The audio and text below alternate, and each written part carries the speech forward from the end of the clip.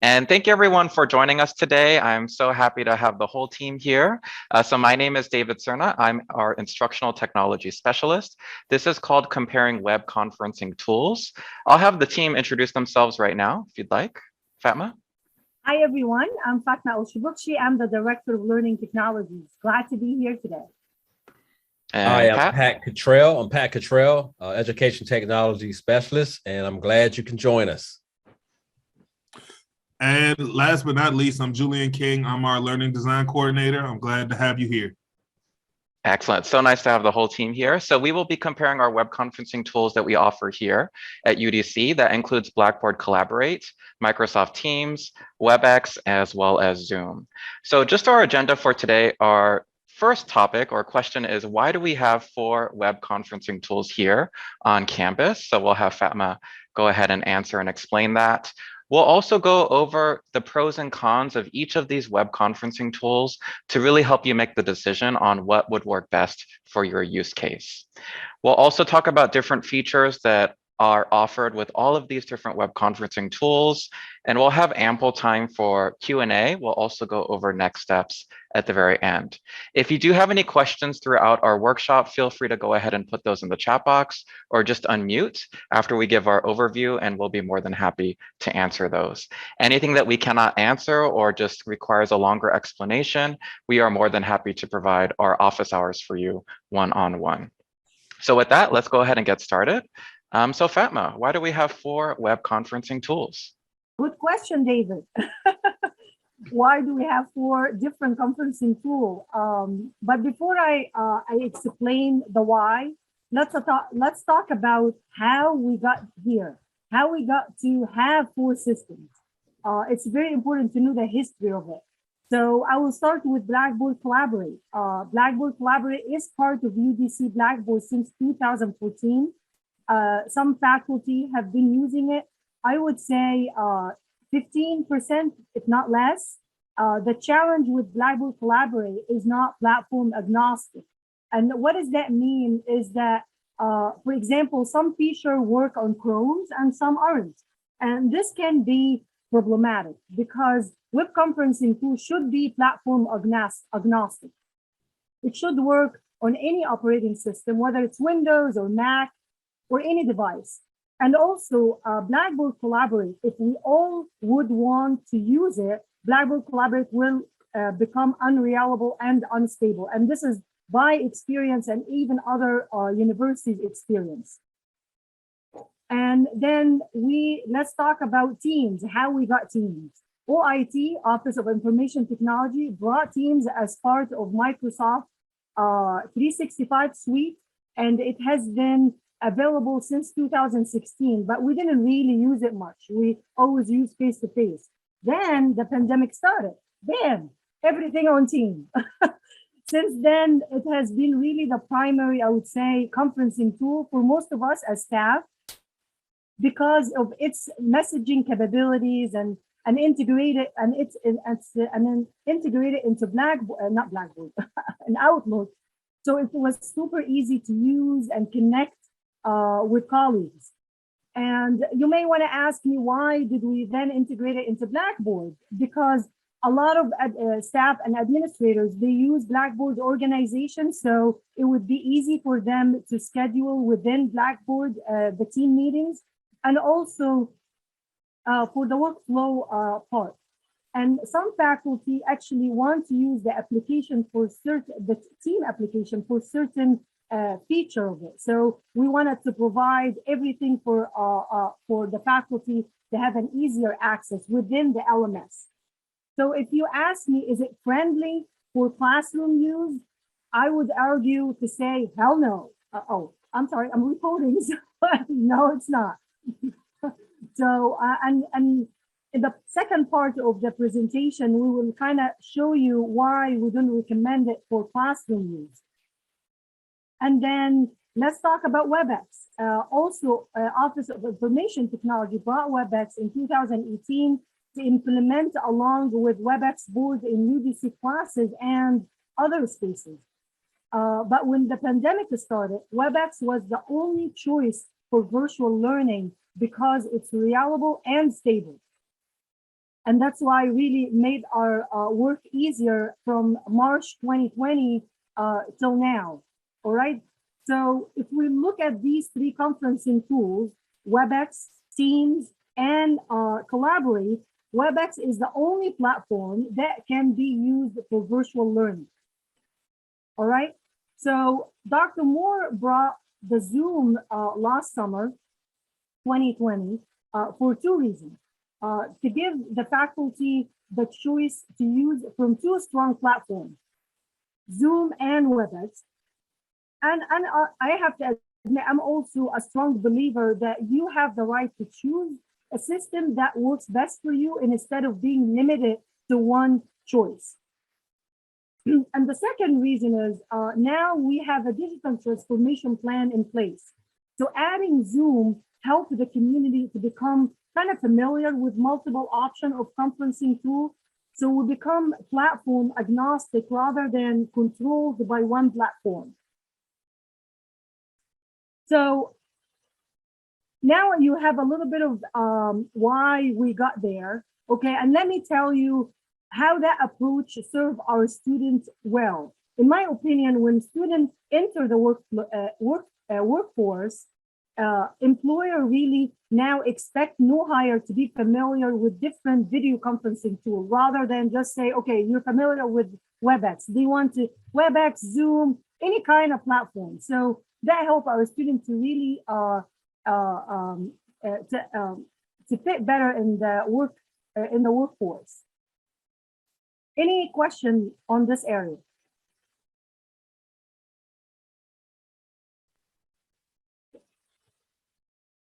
Am I frozen? No, excellent. Thank you so much, Fatima. I'm frozen. I'm so cold. Yeah.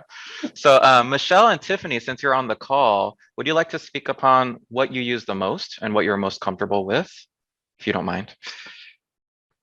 I'm sure I can go first. I use Teams most because most of the time, as far as right now, and in case you, just to let you know what my position is, I'm the volunteer and assessment associate in causes. And so I started January 3rd, so I'm still fairly new. So I use Teams most because that's easiest for me to work with colleagues within UDC. But I find myself, if I'm working with someone, if I'm video conferencing with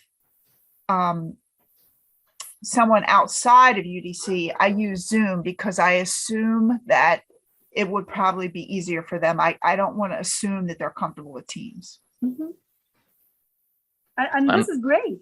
Yeah. You know, you have many choices, and you know, this is and you find this is work for you and for your constituents, right? Yes. Thank you, Michelle. Yeah, thank you, Michelle. I like the fact that Tiffany said that she uses all of the platforms. Yeah. Which is great because, you know, just to piggyback on what Fatma says, you know, employers, they do offer a lot of these tools, you know, just for business purposes. But in addition to that, all these companies, in some respect, are competing against each other. So the fact that Tiffany uses all these platforms, she's able to see how these companies are constantly improving their services. Yeah, which is great because maybe like she said, Webex, Teams, Blackboard, and Zoom in that order. But who knows? Maybe next year it'll be Zoom, Teams, Webex, Blackboard, because she's using them all. She can see how they're all able to serve her purposes in various ways. So that's excellent, Tiffany. Good job. And I wonder, Tiffany, are you use them in the classrooms or use them with colleagues? So I would assume Webex with classrooms, but. Yes, hi, everyone. Mainly I use Webex. My title was Project Specialist Health and Wellness. The majority of my responsibilities are workshops in the community. So I present those workshops well, more so recently, from a virtual platform, but I am going back out to the community now face to face. And then I also have academic teaching responsibility. So then that's where Blackboard comes in. And Julian, we've had several sessions. So thank you very much, as well as Fatma. And then David, you know, I did the training and I have my shield. I'm not sure if I'm saying that correctly. Yeah, the badge, I have my shield. And then with Zoom, I rarely use Zoom, but I am, you know, familiar right now. I do prefer Webex, but like Pat said, you know, next year, you know, you may see me walking around campus with a I love Zoom t-shirt on. So, you know, we'll see. Let's get those. I like that idea. Yeah. Thank you. Thank you, Tiffany. Thank you for the insight. Yeah. So as we begin, how we'll do this is we'll go into different sections of using these 4 different web conferencing tools and kind of the pros and cons of each. So you can really choose which one works best for you. So in terms of setting up, let's talk about setting up those display names, your profile photos using virtual backgrounds, and scheduling. So Michelle and Tiffany, before we begin, how has this been for you in terms of these different components of setting up? Like your experience? I'll go first. Thank you, Michelle. I don't work with students. I just work with colleagues or volunteers.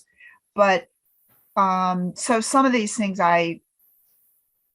let's see. I'm not sure what you mean about editing display names.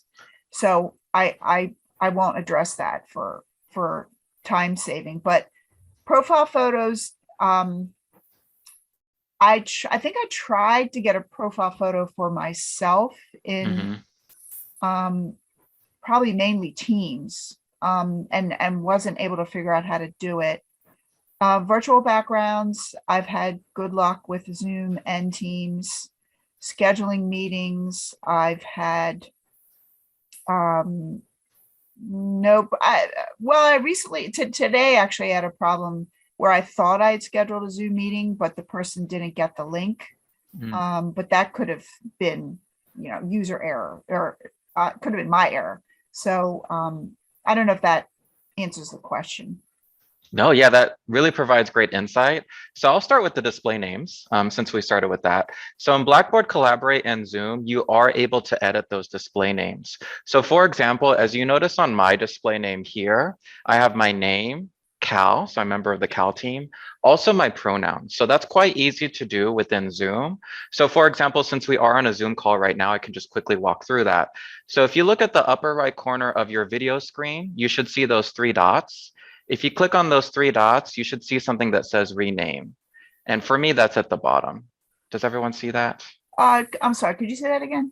Yeah, so on your video screen, you should see 3 dots in the upper right corner. You might have to hover over it. I don't see them. Another thing you can do is if you look at your toolbar on Zoom, can you click on the participants button? Yep. And then next to your name, you should see something that says more, and you should be able to rename from there. Oh, okay. Okay, got So it. that's a great way if you are doing a class, if you want your students to use their pronouns and put them on the screen, that's an easy way to go ahead and change that. Now for Microsoft Teams and for Webex, it will use your default name that's in the UDC system. So that's something that you can't change on the screen for that meeting, right? So for example, it just says David Cerna for me or Cerna David when I'm using Microsoft Teams or Webex. That's exactly the same name that's in the system for me with UDC. Now for profile photos, this is really important. For Blackboard Collaborate and Zoom, you can change your profile photo. So what that means is you can put a photo, say for example, I have my camera off now, but does everyone see my profile photo right there? Mm-hmm. Yeah. So that's a great thing in a classroom or in a meeting where you're not just looking at black screens, but you have that profile photo. Now for Microsoft Teams, you need to change your Microsoft 365 profile photo say, for example, in Outlook, and then that will sync in all of these Microsoft products, right? So for anyone here that's on the call or watching, I'll put some links in the chat box right now for our office hours. So if you'd like for us to walk you through this one-on-one, you can just click on that office hours link right there and schedule that consultation with us. And then for WebEx, you cannot change your profile photo. So you may know when you are using WebEx, if the camera is off, all you see is that student's name, right? You don't see any picture of that student. Virtual backgrounds are quite fun. In Blackboard Collaborate, there are no virtual backgrounds, but in Zoom, Teams, and WebEx, you can change that virtual background. This is really helpful for me if I'm in a situation where I'm not in my usual office. I can go ahead and put myself in front of Central Park, right? So that's a really beautiful background. I wish this was my view all the time, but there you go. I can also blur my background, so that can also blur anything that's behind me. Let's say I have people walking around. These are really great to do in a quick fix to change your background. You can also do this in Teams and WebEx. And for scheduling meetings in Blackboard Collaborate, both the faculty and the student can schedule these meetings. For Zoom, it's faculty only. So that's a really good thing to remember. Zoom, we have that UDC Zoom license. Faculty can schedule meetings or classes for that. For Teams, both faculty and student can schedule meetings. And for WebEx, also faculty and student. So in this first slide for setting up, do I have any questions I can answer right now? Or is everyone good to go? Thumbs up.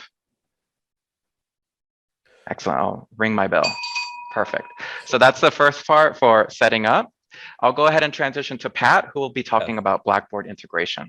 Yes, so for this one, when we talk about integration, we're talking about pulling up the applications within Blackboard, and which platform works the best. So for our participants, what is your experience in terms of using the Blackboard integration feature with these platforms? You guys have any feedback on that? Michelle, Tiffany? I was waiting to see if Michelle Yeah, was go going ahead, to comment. Tiffany. Oh, okay. Thank you. Thank you. No problem. No problem. As far as with Pat, ask your question again. I'm sorry. So with integration, we're talking about accessing these platforms within Blackboard and setting up your meetings and things of that nature, getting attendance. What's your experience with using these platforms within Blackboard? So far, pretty good. With the new Blackboard, I've received wonderful training from you guys, so nothing on you all. I just kind of prefer the old Blackboard. I know this one has a lot of bells and whistles that I haven't really tapped into, but you know, I've set up meetings. I've taken attendance. As far as recording, I don't believe, no, only recording that I've done so far, I believe, is with WebEx. So I don't think I've recorded anything using Blackboard. Okay. Yeah. So that's all I have to share right now. Thank you. Sorry. I can say I've only tried recording with Zoom and it was fine. Yeah. Did you want to say? And the other things I use the Blackboard Collaborate as cloud recording. It's just not as seamless as the WebEx and Zoom. I think WebEx and Zoom is just you click a button and then it goes immediately to the LTI tool. You will see the recording. But with Blackboard, you will have to do 2 clicks where you click on Blackboard Collaborate and then you have to put the range day. So sometimes the student got really confused because once they click, where is the recording? It doesn't show by default. You have to play with the date range. And I think that's a little, we had to do video in order for the student to know where is the recording. Thank you, Fatma. So just to keep with the recording, the cloud recording piece, as you can see, just by looking at the slide, Blackboard, Collaborate, Zoom, and WebEx, in terms of integration, works very well. Teams, not so much. They're very limited as to what you could do there in that respect. Same with the reoccurring meetings. All three platforms, with the exception of Teams, were pretty good in terms of setting up reoccurring meetings. And the same goes with the attendance in terms of seeing your attendance, things of that nature. Overall, the winners, Zoom and Webex. With Blackboard, we scored them as a B, mainly because of the stability issues and accessing recordings can be kind of tricky. Teams, we gave Teams a C because, again, when you go into Teams from Blackboard, you don't have a whole lot of features there. It's very, very limited. So they have a lot of work to do to catch up with the other three platforms. Any other thoughts or comments anyone wants to add to this slide? Yeah, I would just add for the teams, the faculty has to do a lot of manual work because there is no occurrence in the feature in the Blackboard integration piece. And the recording, the faculty has to download the recording from Teams, the app, and then upload it to Blackboard. Too much manual, and our faculty really busy to do that. So that's why we're giving them C. Yeah, it's very easy to access Blackboard, Collaborate, Zoom, and Webex from within Blackboard, especially the recordings for the entire semester. So you can just really set it and forget it. You're not having to download locally on your computer and upload, etc. That takes too much time. David, I like set it and forget it. That should be another webinar. Set it and forget it. There you go. Yeah. I remember one time. Sorry, Pat, go ahead. Well, I was gonna say, just going back to the previous slide and set it and forget it. We talked about profile pictures. Just to let Michelle know that when you change your profile picture in any of the Microsoft 365 applications, it's going to replicate throughout all their platforms. So if you change it in Outlook, you will eventually see it in Teams. Yep. It's always nice to see like who actually is on the call, because sometimes I have to leave my camera off, but they could still see what I look like, right? There you go. May I ask a question? I have my photo in Outlook. So when I send an email, my photo is on the email, on my address, but it does not show up in Teams when I'm in a meeting. What we can do, Michelle, is you can set up office hours with us, or I can contact you, and then I just kind of we'll work through with Teams and see why or why not it's showing there. Yeah. Thank you. I appreciate it. You are welcome. And one more thing about cloud recording, I always use the cloud recording option.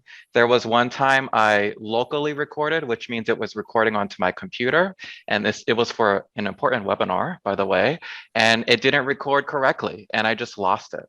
But when it's recorded in the cloud, it will be there and you can download it on your computer as well. But that really just stops any kind of issue that would happen with recording. So I always recommend doing cloud recording. And thank you, Pat, for that. So we'll move on to Julian, who will be talking about user interface with these tools. Go ahead. Thank you all. So, we're briefing about user interface, the gallery view, automatic closed captioning and screen sharing.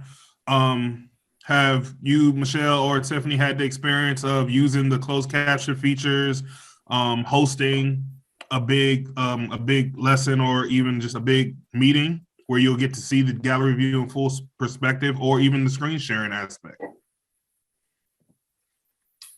My answer is quick. Actually, I have done screen sharing. I haven't done the others, but screen sharing I've had. I guess I've only done it maybe in Zoom. I'm not sure if I've tried it in Teams or not. I can't remember. All right, thank you for that. Tiffany? Yes, I've used all three in WebEx. Okay. And do you have a preference for anyone you think is maybe better than the others, or you just all three of them kind of worked for you at the moment?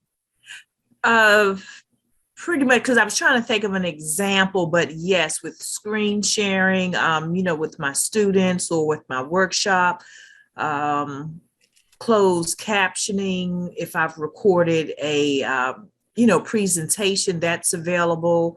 And then I am able to, manipulate the different views. But yeah, I've only done that, I would say, in Webex. Okay, awesome, awesome. Well, so that's no problem at all. So when we talk about the views, we'll start with Blackboard Collaborate. Blackboard Collaborate offers 3 types of views. Most common for all web conferencing tools: a gallery view, which is a broad view of seeing kind of everybody; a speaker view that focuses more on the individual who is speaking or leading the conversation; and a tiled view, which is kind of more of a stacked view, which is pictures on top of each other. But the thing with Blackboard Collaborate is really browser dependent when it comes to that. So certain browsers just may not provide the best integration for the view, for whether you're trying to do a gallery view or speaker view. And that's why we're a bit hesitant on that. We added that star for that. Zoom offers the same gallery view, but you can see between 25 and 49 people at one time, which is a lot of people on a call. You also offers that side-by-side and that active speaker view, and it also offers an immersive view. Similar to Teams that work together view, where you kind of can see who you're working with in kind of the same picture, which I think is really cool, and kind of see what that looks like with our VR going in the future. Teams also offers a large gallery view. I've used it before, and that large gallery view allows you to have up to 49 people, and you can change the background for the view for the people that are in the course or in that specific meeting. So if you have 49 people, you can show them all in an auditorium and take a screenshot. I've done it for a course I've taught at Trinity, which is just a really cool way of just kind of taking a class photo or something of that nature. And Webex offers the same, but their grid view only holds us to maybe 25 people. And you still offer that side-by-side view and that full speaker view. Now, I think the biggest piece we wanted to kind of hit on was this automatic closed captioning. As we talk about you all recording videos and hosting more virtual sessions, we want to make sure that it's inclusive for all learners and all people that are participating. And even so, when you record it, you're able to provide it to other parties and other stakeholders. Blackboard Collaborate does not have automatic closed caption.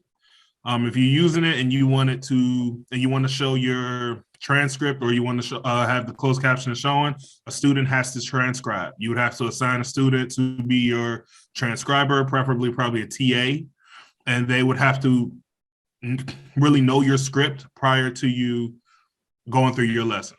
It would be kind of difficult for them trying to do it word of mouth. Zoom offers automatic closed captioning. So does Teams. Teams, you just have to turn it on, and likewise with Webex. I think Webex is almost automatic now, and you have to turn it off. But yeah, because Webex, if you get on it, it'll just start closed captioning for you, even whether you're not ready. So, but all 3 of those tools offers that. Like I said, Blackboard Collaborate, you just need a TA's help. When we talk about screen sharing, Blackboard Collaborate just kind of gets a C for that. Because we also talk about that browser dependent. Certain browsers work better with it. Certain browsers don't really integrate as well. And then when you screen share, it has an infinite tunnel effect. And this is what they call it when you talk to Blackboard. It's just that you'll see 1,000 screens in front of you. If you're into any sci-fi movies, it looks like that. If you ever see a sci-fi movie and it's just 1,000 screens and mirrors everywhere, that's what the view looks like. And it's kind of unpleasant on the eyes. So I would urge you to kind of stay away from that. Zoom, the screen sharing is excellent. We use this a lot in our webinars, and we haven't had an issue with that.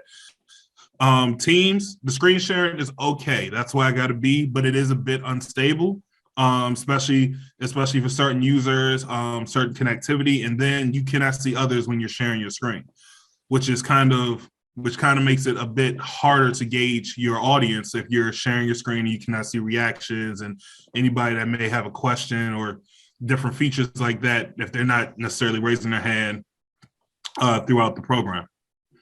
And then Webex, because that's the one I use the most, I think the screen sharing is awesome. You don't have to switch hosts for that either. So for that specific category, I really think Zoom and WebEx kind of kill the screen sharing function. And Fatma has a hand, so.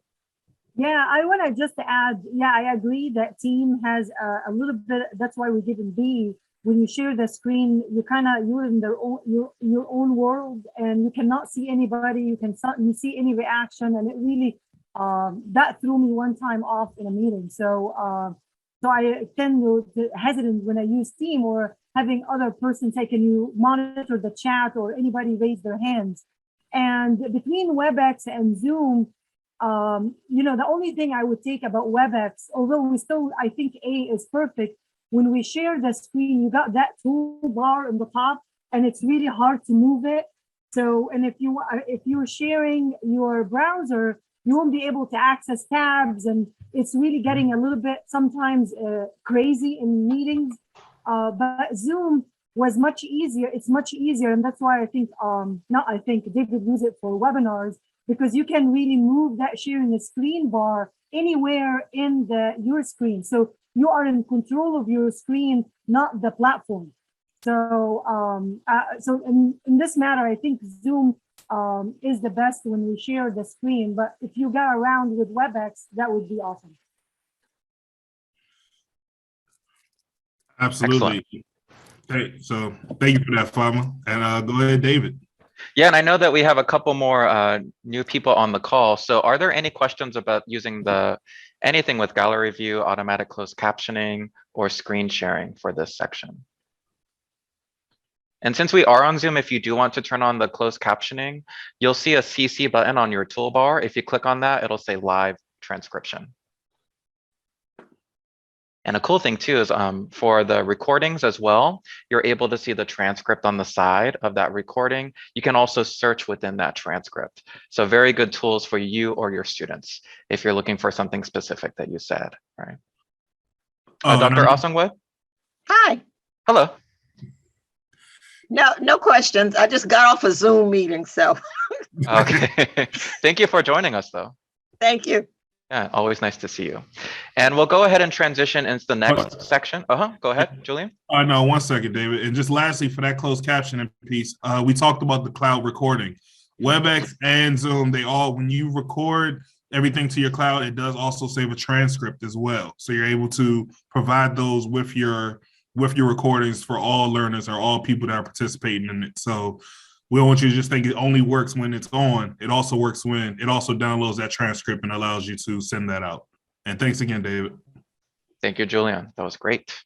So our last section today is about student engagement. I know this is a really important part, especially if you are teaching virtually or in HyFlex. So we'll go ahead and start with Pat about Whiteboard. Right. So as you can see here on this slide, when it comes to the Whiteboard feature of all 4 applications, they all work pretty well. Does anyone want to chime in with their experience using the Whiteboard feature?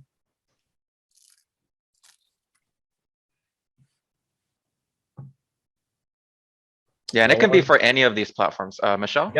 Yep. Sorry, I was going to say Tiffany can go. I have no comments. Okay. And actually, I don't have a comment either. Okay. Well, and the same thing goes for the polling feature. If that's something that you would like to do in your class, if that's something that you're already doing, we found that the Whiteboard and the polling feature works pretty well. And speaking of polls, I created a poll beforehand. As you can see for Blackboard Collaborate, you can't pre-create these or before your class. You have to do that in the actual live session. But for example, I can launch a poll right now, just as a quick example, that I already made even before this meeting began. So I can either do this before or during a session. So if you'd like to answer this, what web conferencing tool do you use most often? I saw it and then it went away. Oh, there we go. Does everyone see that? Are you able to choose? I think only for the participants. I know for the team, the C.A.L, the co-hosts, we don't participate. Yeah, I was like trying to click. It's only showing us the results now. We don't have. Oh, just showing the results? It went by so quick I couldn't. Yeah, it went away. Okay. Well, no problem. So So one thing I want to talk about, go ahead, one thing I want to Pat. add to the polling for team is that we that in order to get that feature, you have to add in the Forms app. And if that's something that you'd like for us to show you, definitely want to schedule a office hours with us, and we can show you how that works. But all the rest of the applications kind of work out of the box in terms of polling. So what I did here with the Zoom poll, since it didn't work correctly the first time, I just relaunched it. So I see that all 4 of you have participated. I can end the poll right now, and I can also share the results. So you should all be able to see that 2 of you chose WebEx, 1 of you chose Zoom, and then 1 of you chose Teams. So this could be a quick kind of icebreaker, or just to kind of get a temperature of the room or the meeting or class that you're in, just to do that poll. It's a really nice way to increase student engagement. Thank you for that, Pat. And Julian, if you could talk about emojis and breakout rooms.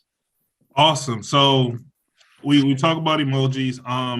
Out of all of them, like we said, Blackboard, Collaborate, Zoom, and Teams kind of have the best, I want to say the easiest use for emojis. WebEx, the use for emojis just isn't as diverse or robust as Teams or Zoom or even Blackboard Collaborate. If you notice on your Zoom screen, you go down to the bottom and see reactions. That allows you to give us an emoji, whether it's a hand clap, thumbs up, and that allows you to kind of also gauge the temperature of your class, whether people understand your lesson, they want to show any appreciation for anything that you're doing. Like we said, WebEx, they just don't have the robust selection that the other platforms have when it comes to use of emojis. Okay. And then we talk about our breakout rooms. And I know we all kind of use breakout rooms, whether it's for our business stakeholders or whether it's for our students and our learning outcomes. When we talk about Blackboard Collaborate, we gave the breakout rooms a B. And this is just based from our kind of research throughout it and our usage of it. Some of the things that are about it, we said that kind of unstable piece about Blackboard Collaborate, just the bandwidth of using it so much and throughout the university. Then we talk about you cannot pre-assign your breakout rooms. And I think that's big when you're going into a class or you're going into a session thinking, hey, I need to get these students over here, these stakeholders in this room, and kind of create that diverse grouping. That kind of will set you back a bit. Especially if you have to try to go do it during class. That's valuable time you can be using on instruction. Zoom and WebEx, the breakout rooms, we gave those A's. They allow you to kind of preset those. You're allowed your faculty member or whoever's hosting it can see the different hand being raised and different components throughout each breakout room, so they're able to respond quickly. Especially if a student is raising their hand in breakout room 5, you can see it. You can get yourself over there and kind of navigate to see what the resolution can be. Similar with Zoom. Teams, the breakout room has a C, and we gave that a C because when you're in a breakout room in Teams, the host cannot see if a student is asking for help. And not in an easy format. It's a way around it, but it's not as seamless as we would like it to be for you. We want it to all be at your fingertips, and so you're able to go and knock that out. Do you have any questions or comments about any of the breakout rooms that you may have used for any of these platforms?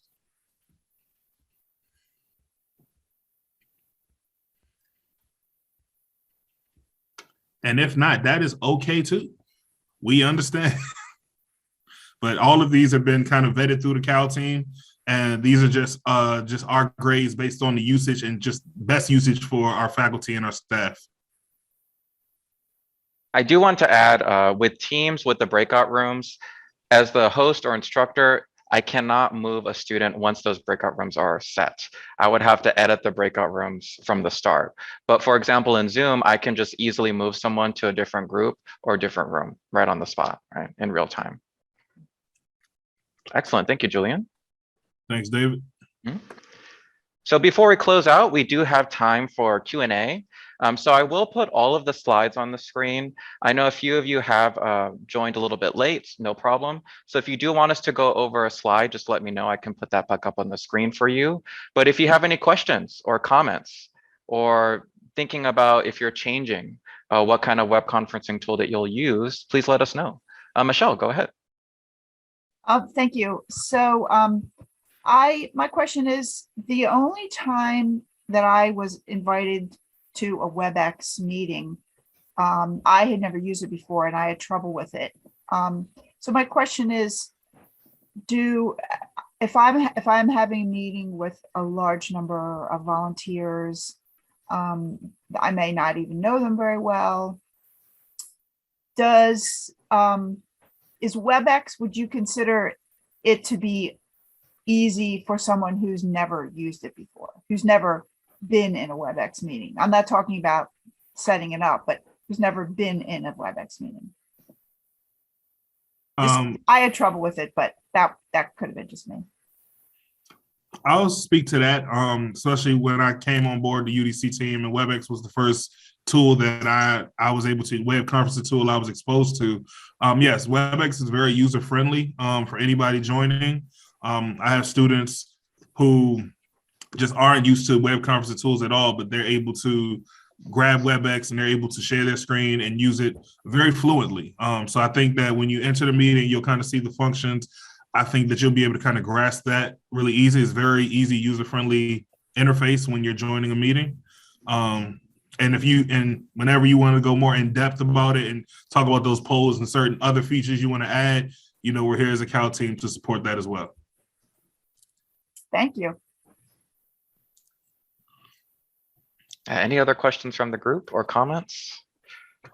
And I just want to hit on Tiffany. We did see a message about the breakout rooms of WebEx. I think David just added that in the chat. Please just set up an office hour consultation time with us. We're able to kind of help you dive deeper and explore the better use of those functions as well. Okay, I will. Thank you. Excellent.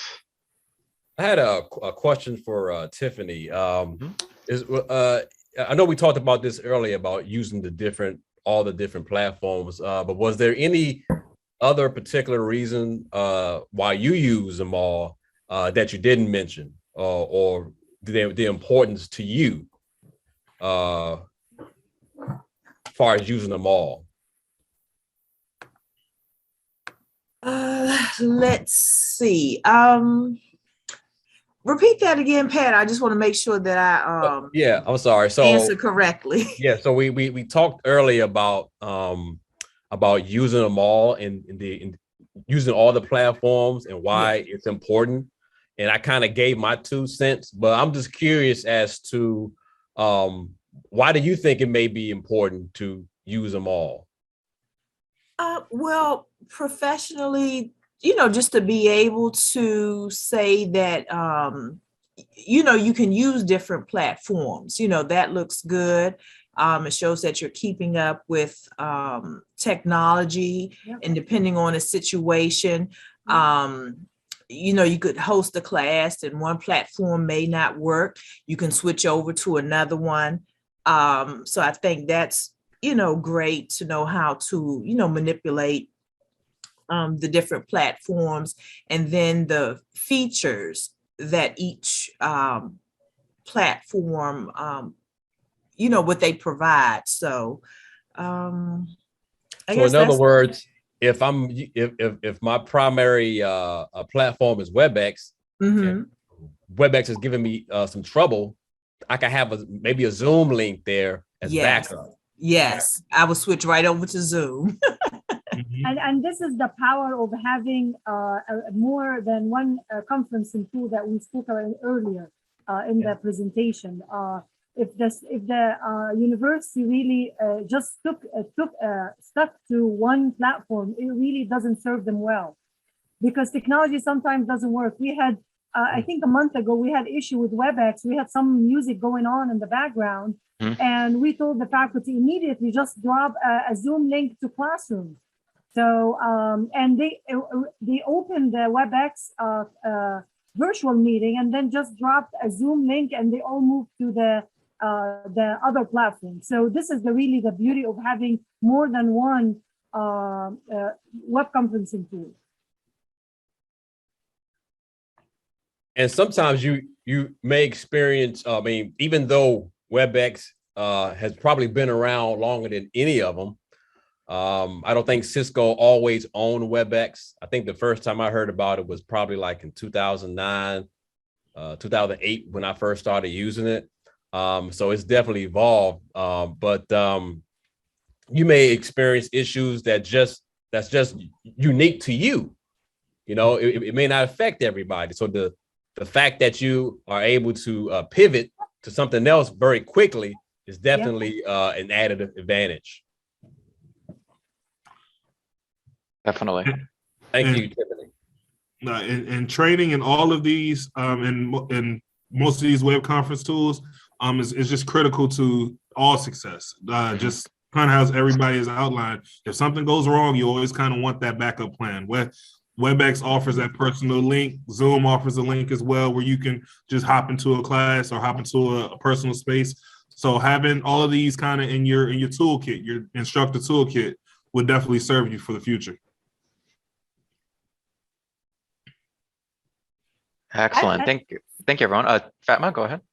Oh, I was just going to say that bring also the student in that learning process. So even if something went wrong while you're using Zoom or Webex, I don't get upset or anxious. You just bring the student on board, and we're gonna figure this out. Let's figure out another platform. And I think that's how we went over the pandemic, as we are together in this. Definitely. And, you know, once you learn these 4 core web conferencing tools, really it's just seamless in terms of transitioning between one or the other. And that's something that I've learned too. I see these kind of new platform tools or web-based conferencing tools, but since I know all of these 4, it's really just easy for me to transition into even a new one, right? Michelle. Thank you. I just wanted to say that I did not know that your team existed and to provide this kind of help. This is the first time I'm hearing about it. Well, other than signing up for the webinar, but I didn't know that you offered training sessions. I had no idea. So I really appreciate this webinar, and I really appreciate the opportunity to follow up and get some additional training. And Dr. Michelle, we're on the 6th floor, so we're neighbors. Yes, yes, yes. I was just up there yesterday seeing Drew Carson, seeing where his new office is. And Dr. Carson is our new Director of Learning Design and Outcomes. So we're happy to have him on board as well. Any other final thoughts or questions before we conclude today?